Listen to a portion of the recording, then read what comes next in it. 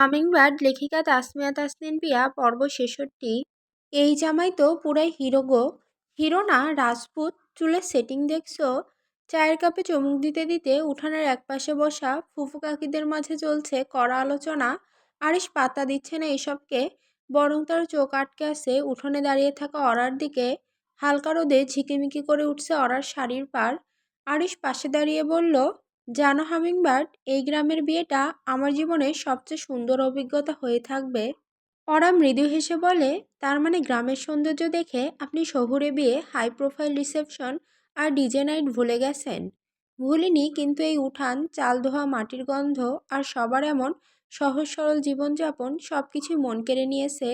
তাহলে এখানেই থেকে যাই। আরিশ মুচকি হাসলো, আশেপাশের উপস্থিত সবার দৃষ্টি যেন ওদের দিকেই। অরাকে তার বর কতটা ভালোবাসে সবার মুখে মুখে এখন এসব কথাই ছড়াচ্ছে। থাকার তো উপায় নেই ডার্লিং। বুঝলাম আপনার খুব অসুবিধা হচ্ছে, তাই না? তেমন কিছু না, তবে মাঝে মধ্যে একটু গরম লাগছে এই আর কি। ওরা শব্দ করে হেসে উঠল। শহরের শীতাতপ নিয়ন্ত্রিত ঘরের আরামে অভ্যস্ত মানুষ হঠাৎ করেই গ্রামের কাঁচা উঠোন, খোলা বাতাস আর চড়া রোদের মাঝে পড়লে একটু তো অস্বস্তি হবেই। আগামীকাল বিকেলেই তো ফিরবো, ভালোভাবে বিয়েটা মিটুক শুধু। আরিশ অরার কানের পাশে মুখ নিয়ে ফিসফিস করে বলল, এত লোকজনের মধ্যে বড্ড অসুবিধা হচ্ছে পাখি। ওমা, মাত্রই তো বললেন তেমন অসুবিধা হচ্ছে না তাহলে। এটা অন্য অসুবিধা, বউয়ের সাথে রোম্যান্স করতে না পারার অসুবিধা, বুঝলে? ওরা মুচকি হাসলো, কিছু না বলে অন্যদিকে এগোলো। আরিশ বেচারা দাঁড়িয়ে রইল কেবল। একটু পরেই উর্মির গায়ে হলুদের অনুষ্ঠান শুরু হবে। মল্লিক বাড়ির উঠানে টুকটাক সাজসজ্জার শেষ ছোঁয়া চলছে। বাতাসে ভেসে আসছে মেহেদি পাতার গন্ধ আর বিয়ে বাড়ির লোকজনের হইহল্লা। উঠোনের মাঝখানে পাটি বিছিয়ে বসে আছেন আঞ্জুম মল্লিক, বয়সের ভারে নুজো হয়েও মুখে প্রশান্তির ছাপ। শাড়ির আঁচল কোমরে গুজে দুই হাতে শিল নোড়ায় ঘষে ঘষে হলুদ বাটছেন তিনি। এই বয়সেও নিজের নাতনির গায়ে হলুদের হলুদ তিনি নিজ হাতে বাটবেন, এই যেন তার দীর্ঘদিনের স্বপ্ন। চারপাশে নারী কণ্ঠে টুকটাক গান শুরু হয়েছে। আয় গে উর্মি, আয় আয় রে বউ, হলুদের রঙে তুই সোনালি হবি রে। এ সময় নয়না এসে দাদির পাশে এসে দাঁড়ালো। তার চোখে মুখে প্রশান্তির এক পরত, কিন্তু সেই আড়ালের নিচে লুকিয়ে থাকা গভীর বিষণ্ণতা চোখে পড়ার মতো। আঞ্জুম মল্লিক বাটনায় হাত থামিয়ে মুচকি হেসে বললেন, কিরে নয়না, বোনেদের তো হিল্লে হয়ে গেল, এরপর কিন্তু তোর পালা। আমি বিয়েই করব না, শান্ত স্বরে জবাব দিল নয়না। দাদি চোখ কুঁচকে তাকালেন তার দিকে, বললেন, দেখা যাবে, সময় হলে নিজেই বলবি। দাদি, আমারে বিয়ে দিয়ে দাও। আঞ্জুম মল্লিকের কথায় নয়না ম্লান হেসে ফেলল। মুহূর্তেই যেন মন ছুটে গেল কারো দিকে। পলাশ কেমন আছে এখন সে? নয়নার কথা কি একেবারে ভুলে গেছে? এই নয়না, আচমকা নিশানের ডাকে হকচকিয়ে গেল নয়না। নিশান তার ফুফাতো ভাই, সবে এইচএসসি পরীক্ষা শেষ করেছে। জি ভাইয়া, একটা কাজ করতে হবে তোকে। কি কাজ?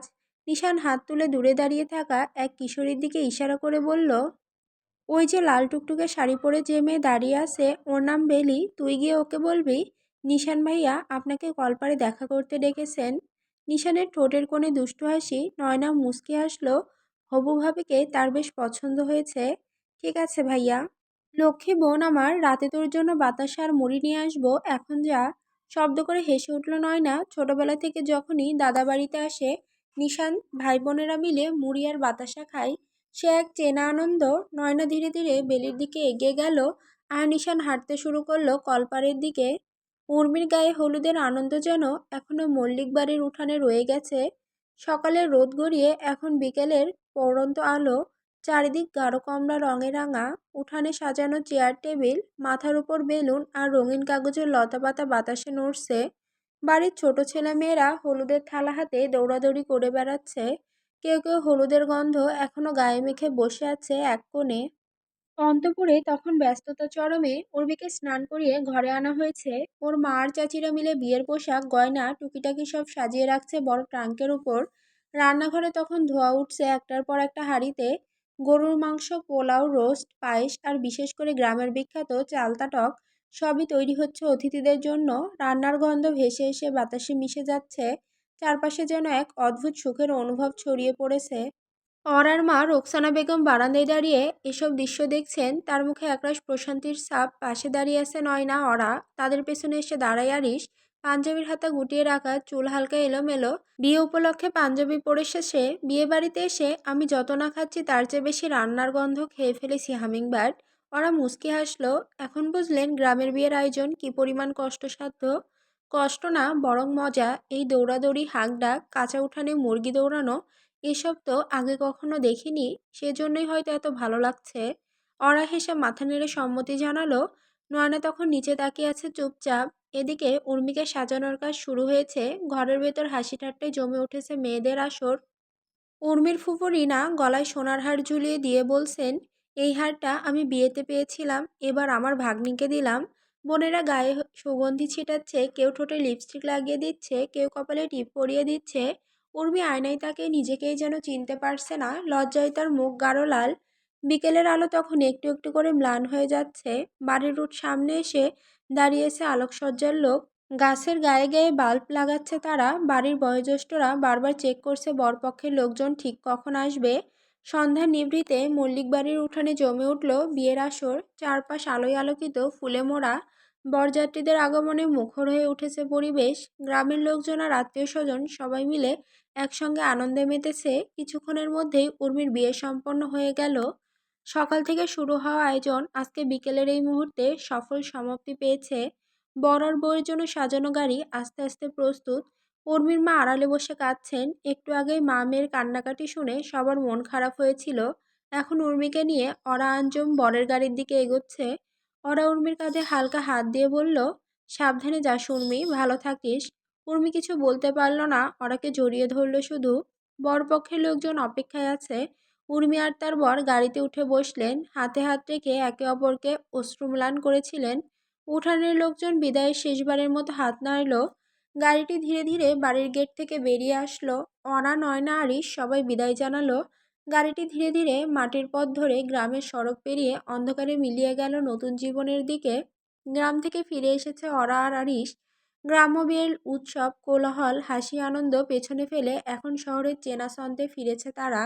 রাত তখন 10:30। লম্বা যাত্রায় ক্লান্ত হলেও অরার চোখে ঘুম নেই। সুটকেস থেকে জিনিসপত্র বের করে গুছিয়ে নিচ্ছিল সে। আরিশ শাওয়ার নিয়ে বেরিয়ে এলো, চুল ভেজা, শরীরে কেবল তোয়ালে। এখন এসব গোছাতে হবে না। ওরা পেছন ফিরে তাকে মৃদু হেসে বলল, সবকিছু কেমন এলোমেলো লাগছে, গুছিয়ে না নিলে শান্তি নেই। আরিশ ধীরে ধীরে তার দিকে এগিয়ে এলো। এলোমেলো শুধু বাসা না, এই দুদিনে আমার ভেতরটাও এলোমেলো হয়ে গেছে।